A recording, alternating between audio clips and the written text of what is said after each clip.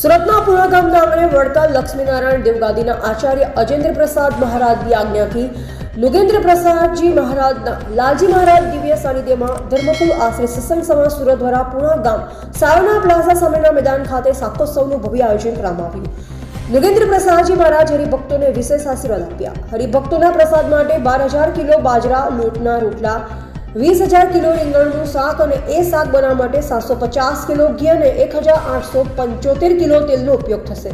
આ ઉપરાંત 10,000 કિલો ખીચડી અને 4500 લીટર કઢીનો પ્રસાદ હરિભક્તોને આપવામાં આવશે। આ શાકોત્સવની વ્યવસ્થા માટે 2000 સ્વયંસેવકોએ છેલ્લા 7 દિવસથી ખડે પગે સેવા આપી રહ્યા છે।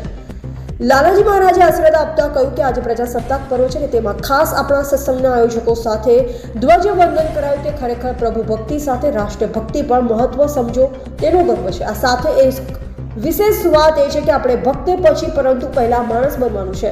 રાષ્ટ્રના સાચા ભક્ત બની દેશના બંધારણ મુજબ વર્તવાનું છે। સાથોસાથ ભગવાન સ્વામિનારાયણ સ્વહસ્તે શિક્ષાપત્રી લખી તેના 200 વર્ષ પ્રારંભ થતો હોય સમગ્ર વર્ષ દરમિયાન શિક્ષાપત્રી દ્વિશતાબ્દી મહોત્સવની જાહેરાત કરવામાં આવી છે, જે અંતર્ગત શિક્ષાપત્રીમાં આપેલા સંદેશ જન જન સુધી પહોંચાડી શકાય સર્વ જીવ હિતાવહ કાર્ય કરવાની હાકલ કરવામાં આવી છે।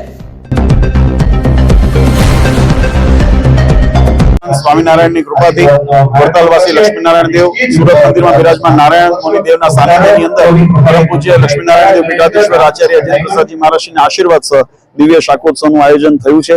આ પ્રસંગે જે ભક્તોએ તનમન ધનથી સેવા કરી છે અને હજારોની લાખોની સંખ્યામાં અહીંયા ઉપસ્થિત રહી અને આ પ્રસંગમાં હાજરી આપી છે એ બધા ભક્તો માટે અને આના જે દર્શન કરે છે પોતાના સોશિયલ મીડિયાના માધ્યમથી બધા ભક્તો માટે ભગવાનને પ્રાર્થના કરીએ કે મહારાજ સર્વનું મંગળ કરે અને સર્વને સુખ્યા કરે। સૌને અમારા હેતુ જય સ્વામિનારાયણ।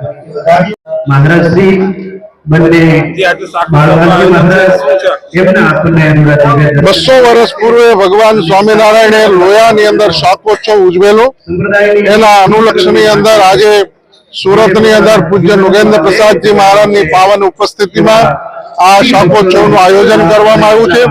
જે શાકોત્સવની અંદર 12,000 કિલો બાજરાના રોટલા બનાવવામાં આવ્યા છે અને 20,000 કિલો રીંગણાનું શાક બનાવવામાં આવ્યું છે।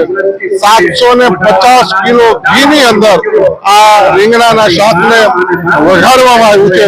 હજારો ને લાખો સત્સંગીઓ આજે આ શાકોત્સવના માધ્યમથી ભગવાનનો પ્રસાદ સ્વીકારશે।